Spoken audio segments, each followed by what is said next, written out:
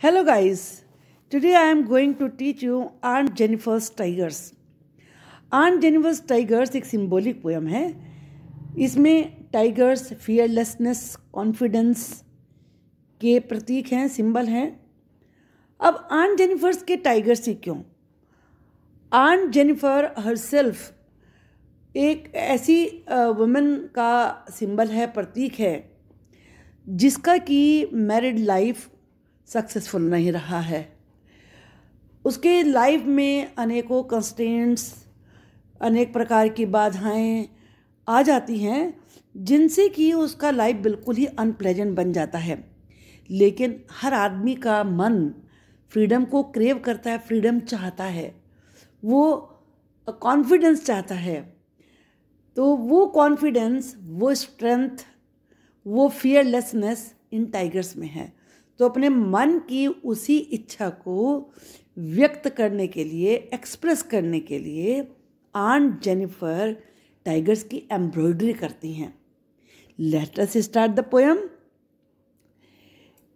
पहले इसे आप जरा एक ये भी देख लीजिए कि इसमें यहाँ पर थीम दी हुई होती है, जो भी इसमें इंट्रोडक्शन दिया हुआ है बुक में पोयम का. तो यहाँ आप लास्ट लाइन को अगर देखेंगे, constraints of a married life, कि aunt Jennifer's tigers married life के उन अवरोधों को, उन बाधाओं को, उन बंधनों को दर्शाती है. उनका प्रतीक है, उनका सिंबल है, जो कि वुमेन अनुभव करती है अपने जीवन में. Now we should start the poem. The first stanza of the poem is very easy to understand, और इसमें से एक क्वेश्चन आता है, describe the tigers of aunt Jennifer. तो समझिए ये पूरा स्टैंजा उसी का ही आंसर है. Aunt Jennifer tigers prance across a screen. Aunt Jennifer के टाइगर्स स्क्रीन पर प्रेंस कर रहे हैं. प्रेंस का मतलब क्या होता है? प्रेंस का मतलब होता है leap. Jump is more common word. छलांग लगाना होता है.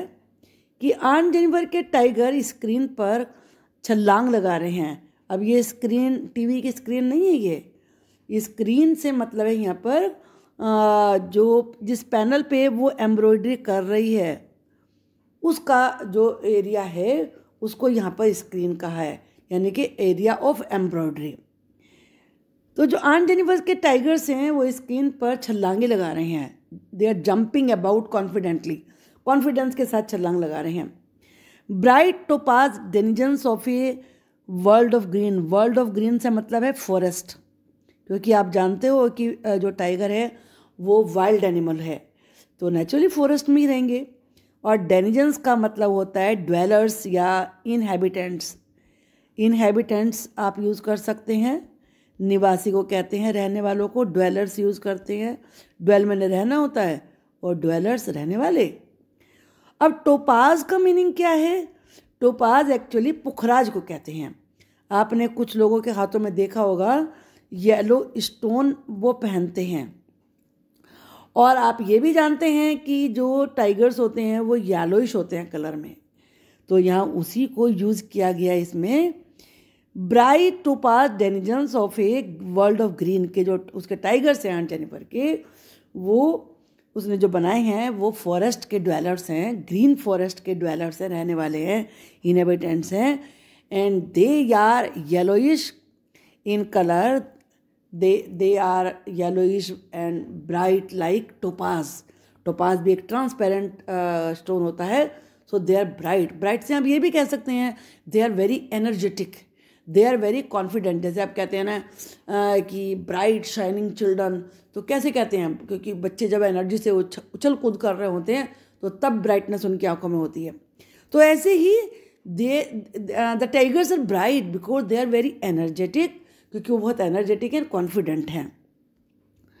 दे do not fear the man beneath the tree. Beneath का मतलब होता है अंडर, नीचे. और वहाँ पर पैनल में ट्री के नीचे का आदमी भी एम्ब्रॉयडर किया गया है. वो उस आदमी से डर नहीं रहे हैं. They are not afraid. Fear का आप लगा सकते हैं अफ्रेड यहाँ पर. एडजेक्टिव के रूप में यूज होगा, they are not afraid of the man standing under the tree. What does it show? They are fearless, they are bold, they are confident. कौन? टाइगर्स। दे पेस, पेस का मतलब होता है मूव, वो चलते हैं। और स्लीक का मतलब होता है एलिगेंट, यानी कि ग्रेसफुल तरीके से। और साथ में ये भी है शिवैलरिक, शिवैलरिक का मतलब होता है ब्रेव। और सर्टेनिटी का मतलब होता है कॉन्फिडेंस। तो कितने सारे यहाँ पर आपको एडजेक्टिव मिल गए हैं टाइगर्स के बारे में। दे पेस इन ए स्लीक, कि वो एलिगेंट हैं, शिवैलरिक ब्रेव हैं, सर्टेनिटी कॉन्फिडेंस है। दे आर, अब इसको आप एडवर्ब के रूप में यूज करेंगे तो क्या सेंटेंस बनेगा? The tigers move gracefully, elegantly, bravely and confidently. बड़े कॉन्फिडेंस के साथ, बड़ी बहादुरी के साथ, और साथ में बड़े ग्रेसफुल तरीके से मूव कर रहे हैं। I think this stanza is quite clear to you. Now the next stanza, Aunt Jennifer's fingers fluttering through her wool. First stanza tigers के बारे में है, लेकिन ये स्टैंजा आंट जेनिफर की हालत के बारे में है। आंट जेनिफर की फिंगर्स तक भी कांप रही हैं जब वो टाइगर्स की एम्ब्रॉयडरी कर रही है। फ्लटरिंग का मतलब है शेकिंग, SHAKING, शेकिंग। जब वो वूल में से नीडल को पुल कर रही है तो उसकी उंगलियां काँप रही हैं। Find even the ivory needle hard to पुल।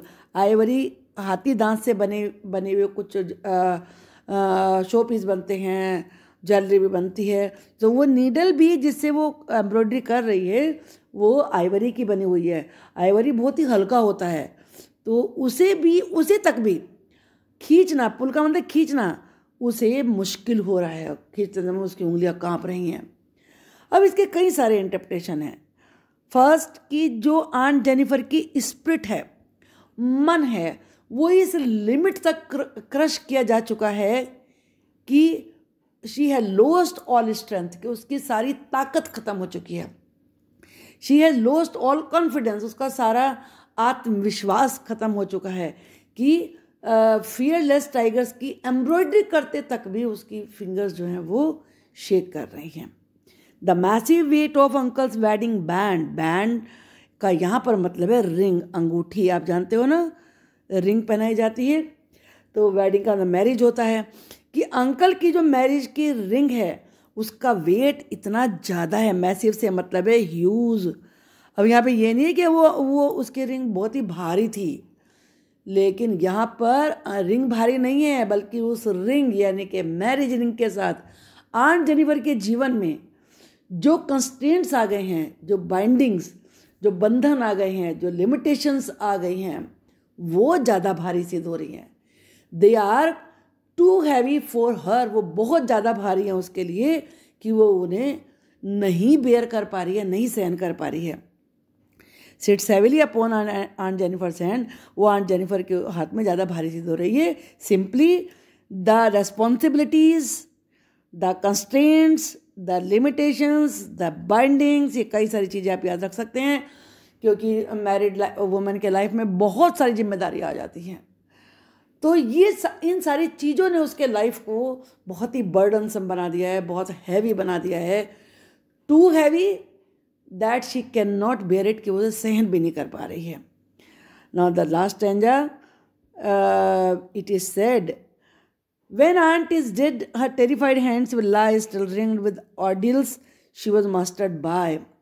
कि एक बार once a woman is married, she can never be free of the responsibilities. कि जब वुमन की एक बार शादी हो जाती है तो वो उससे जो उसके जीवन में उससे थोड़ी सीमाएं आ जाती हैं, रुकावटें आ जाती हैं, उसकी फ्रीडम में थोड़ी कर्टेल हो जाती है उसकी फ्रीडम, तो वो फिर कभी नहीं मुक्त हो पाती। इसका मतलब आप ये भी निकाल सकते हैं कि जो आंट जेनिफर की मुश्किलें थी, जो आंट जेनिफर की ऑर्डिल्स से डिफ़िकल्टीज थी, डेथ भी उसे उनसे फ्री नहीं कर पाई, लिबरेट नहीं कर पाई। क्योंकि उसमें क्या बताते पोएट कि जब आंट की डेथ हो जाती है तब भी उसका हैंड जो टेरिफाइड है, टेरिफाइड से मतलब अभी भी फियरफुल है। टेरिफाइड मीन्स फियरफुल, कि उसका हैंड अभी भी फियरफुल है, फियर उसके हाथ से झलक रहा है। विल लाई स्टिल रिंग्ड, अभी भी रिंग उसके हाथों में है। विद ऑर्डिल्स, ऑर्डिल्स का मतलब डिफिकल्टीज, बिटर एक्सपीरियंसेस, जो जिंदगी के कटु अनुभव होते हैं, एक्सपीरियंसेस हैं वो अभी, और जिन्होंने कि उसकी ज़िंदगी को पूरा कंट्रोल किया। मास्टर्ड का मतलब है कंट्रोल्ड, गवर्नड, क्योंकि जो भी रुकावटें जीवन में आती हैं हम उनसे बंद कर चलते हैं, तो वही मास्टर्ड बाय है।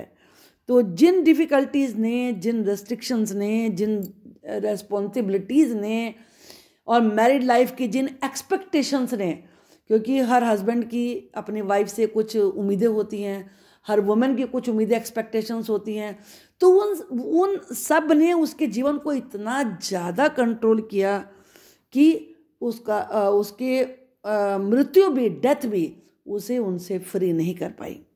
द टाइगर्स, लेकिन इसके कंट्रास्ट में, the tigers in the panel that she made will go on prancing proud and unafraid, कि पैनल पे जो टाइगर्स आन जेनिफर ने एम्ब्रॉयडर किए हैं वो हमेशा, गो ऑन का मतलब है कंटिन्यू, अगर गो के बाद ऑन लग जाता है तो उसका मतलब हो जाता है कंटिन्यू, जाना नहीं होता, कि वो हमेशा प्रेंसिंग करते रहेंगे। प्रेंसिंग का मीनिंग बताया था jumping, they will go on jumping, और they will always remain proud and fearless. Unafraid का मतलब है फियरलेस।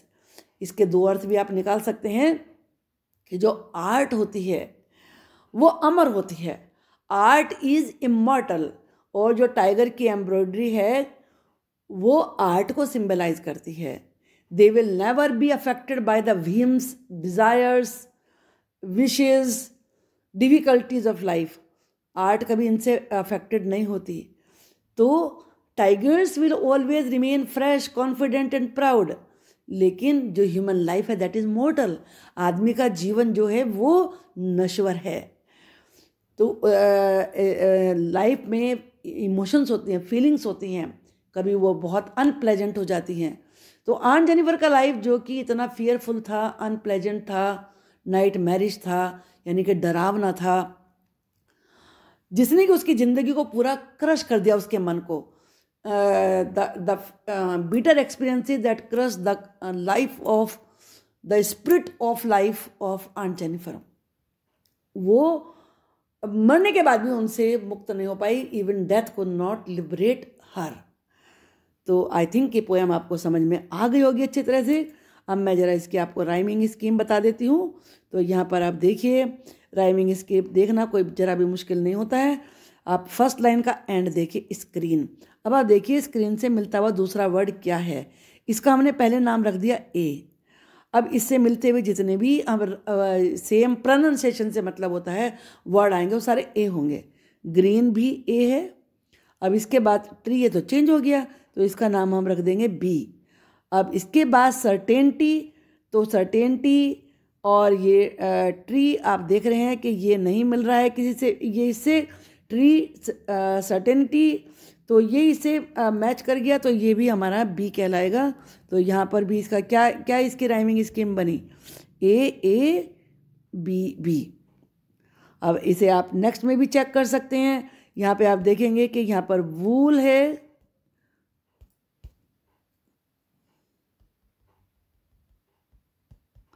वूल और वुल पुल, बैंड हैंड, तो ये ए बी बी। तो इस तरीके से ये यहाँ पर बन गया है। लास्ट वाले में भी आप चेक कर सकते हैं। इसमें लाई बाय, ए मेड अफ्रेड, बी। तो जब भी आप इसे लिखेंगे ए और फिर थोड़ा गैप दे के लिखिए B. This is the rhyming scheme of this poem. ये पोएम सिम्बॉलिक है, इसमें हमेशा याद रखिए aunt Jennifer symbolizes the life of married women. और जो इसमें टाइगर्स हैं they are symbolic of freedom confidence, energy, fearlessness. और जो इसमें रिंग है, यहाँ बैंड वर्ड आता है ये, तो जो रिंग है ये सिंबल है किसका? ये सिंबल है मैरिड लाइफ में जो कंस्ट्रेंट्स आते हैं, लिमिटेशंस आती हैं, बाइंडिंग्स आती हैं और एक्सपेक्टेशंस आती हैं, उनका सिंबल है ये, जो कि आदमी के लाइफ को, मैरिड वुमेन के लाइफ को गवर्न करती हैं। आई होप कि आपको ये पोएम अच्छे से समझ में आ गई होगी।